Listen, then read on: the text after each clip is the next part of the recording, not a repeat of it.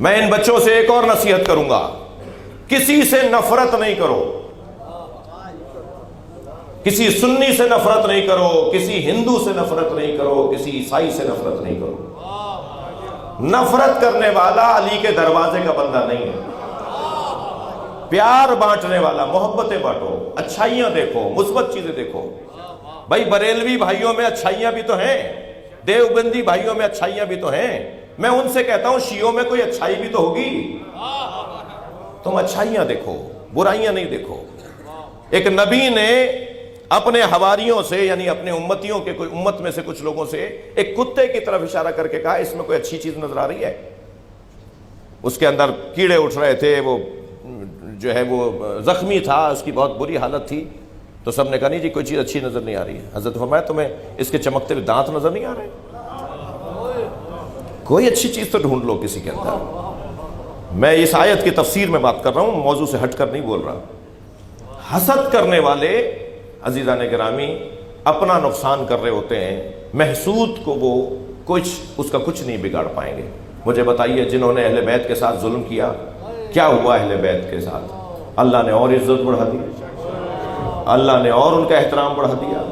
وہ جیسے جیسے ظلم کا شکار ہوتے چلے گئے، ایسے ایسے معاشرے پر حاکم بنتے چلے گئے۔ بتائیے جتنا پیسہ علی کا ذکر روکنے کے لیے خرچ ہوا تاریخ میں، اتنا کسی اور پر خرچ ہوتا تو وہ میوزیم میں بھی نہ ملتا، لیکن جتنا آج علی کا احترام ہے معاشرے میں کسی کا ہے ہی نہیں ہے۔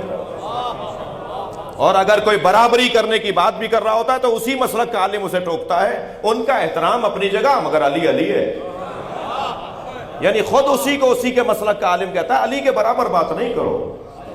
ان کا مقام بہت بلند ہے، مگر علی کا مقام علی کا مقام ہے۔ توجہ چاہوں گا، نبی نے ایک سفر میں کسی سے کھجوریں اس نے کھلائی نبی کو، سرکار نے کھجوریں کھا کے فرمایا جب مدینے آؤ گے تو میں بھی تمہیں کھجوریں دوں گا۔ سرکار کی رحلت ہو گئی، وہ آ گیا، حضرت ابوبکر کا دور ہے، اس نے کہا نبی نے فرمایا تھا مدینے آؤ گے تو کھجوریں دوں گا۔ حضرت ابوبکر نے بے ساختہ کہا علی کو بلاؤ۔ مولا علی تشریف فرما ہوئے، حضرت ابوبکر نے فرمایا علی یہ کھجوریں مانگ رہا ہے، نبی نے اس سے وعدہ کیا تھا کہ مدینے آؤ گے تو کھجوریں کھلاؤں گا۔ مولا علی نے 3 مشت کھجوریں اس کے دامن میں ڈال دی۔ صحابہ اکرام نے پوچھا یا ابوبکر یہ کام تو آپ بھی کر سکتے تھے؟ فرمانے لگے جب میں غار میں نبی کے ساتھ تھا تو ساری رات یا اللہ کی باتیں ہوئی ہیں یا علی کی باتیں ہوئی ہیں۔ ساری رات سرکار نے مجھ سے اللہ کی بات کی ہے یا علی کی بات کی ہے، اور جو علی کی باتیں مجھ سے کی ہیں ان میں سے ایک بات نبی نے یہ فرمایا انا کفایا، میں نے کیوں کہا علی تم دے دو؟ فرمایا انا کفایا وکفا علی فی العدل سوا، میرا ہاتھ اور علی کا ہاتھ عدالت میں ایک جیسا ہے۔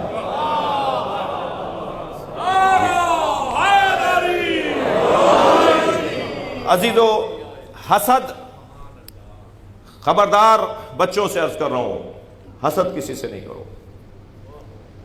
یہ وہ بیماری ہے جو اہل بیت کے دشمنوں میں پائی جاتی ہے، اہل بیت کے چاہنے والوں میں نہیں ہونی چاہیے۔ اس لیے کہ اہل بیت کے ساتھ حسد کی بنیاد پر اس آیت کی تفسیر میں مولا علی نے فرمایا کہ ہمارے ساتھ ایسا ہوا ہے۔ محبت کیسے کسی کی حاصل کی جائے؟ محبت کیسے کسی کی حاصل کی جائے؟ سورہ یوسف میں حضرت یوسف کے بھائیوں نے بابا کی محبت حاصل کرنے کا ایک طریقہ اپنایا ہے، اور قرآن سورہ مبارکہ نساء میں اللہ نے محبت حاصل کرنے کا ایک اور طریقہ بتایا ہے۔ ہمارے معاشرے میں جو زیادہ تر چیز رائج ہے وہ حضرت یوسف کے بھائیوں والی رائج ہے، جبکہ ہونا چاہیے جو اللہ نے نسخہ بتایا ہے، ہیں دونوں قرآن کی آیتیں۔ سورہ یوسف کے اندر ہے کہ حضرت یوسف کے بھائیوں نے سب جمع ہو کر، 11 بھائی جمع ہو کر کہتے ہیں اقتلوا یوسف واخوہ انا هو احب الی ابینا منا، آؤ چل کر یوسف کو اور یوسف کے بھائی کو قتل کر دیتے ہیں، اس لیے کہ یوسف بابا کے نزدیک ہماری نسبت زیادہ قربت رکھتا ہے، بابا اس سے زیادہ پیار کرتے ہیں، جب ہم اسے مار دیں گے تو پھر ہم ہوں گے، بابا کی محبت ہمیں مل جائے گی۔ یہ ایک طریقہ ہے کہ اگر محبتیں لینی ہیں تو ان لوگوں کو رستے سے ہٹا دیا جائے جن سے محبت ہو رہی ہے، پھر وہ ہٹ جائیں گے تو پھر ہم آگے آ جائیں گے۔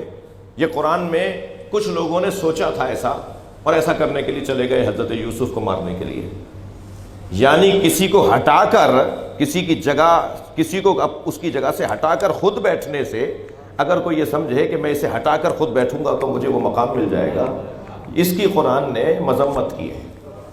تم کسی کو ہٹا کر اس کی جگہ نہیں بیٹھ سکتے۔ ہر شخص اپنی روٹی مقدر میں لے کر آیا ہے، ہر شخص اپنا مقام اللہ سے لکھوا کر لایا ہے۔ کوئی کسی کی روٹی نہیں کھاتا، کوئی کسی کی جگہ نہیں جاتا۔ یہ ایک طریقہ، قرآنی طریقہ قرآن میں بیان ہوا، قرآنی تو نہیں لیکن قرآن میں بیان ہوا ہے، اور ایک طریقہ اللہ نے بیان کیا ہے، اور وہ طریقہ کیا ہے؟ ان الذین آمنوا وعملوا الصالحات، تم ایمان اپنا پکا کرو اور کردار اپنا مضبوط بناؤ۔ سیجعل لہم الرحمن ودا، تو پھر لوگوں کی محبت ان کے دلوں میں، لوگوں کے دلوں میں تمہاری محبت اللہ ڈالے گا۔ تم اپنا ایمان مضبوط کرو اور تم اپنا کردار مضبوط کرو۔ سیجعل لہم الرحمن ودا، اللہ ان کے دلوں میں تمہاری محبت کو ڈالے گا۔ جب یہ آیت کسی نے مولا کے سامنے تلاوت کر کے پوچھا کہ یہ آیت کس کی شان میں ہے، مولا مسکرائے فرمایا ہم اہل بیت کی شان میں ہیں۔ ہماری محبت لوگوں کے دلوں میں مضبوط کرنے والا اللہ ہے۔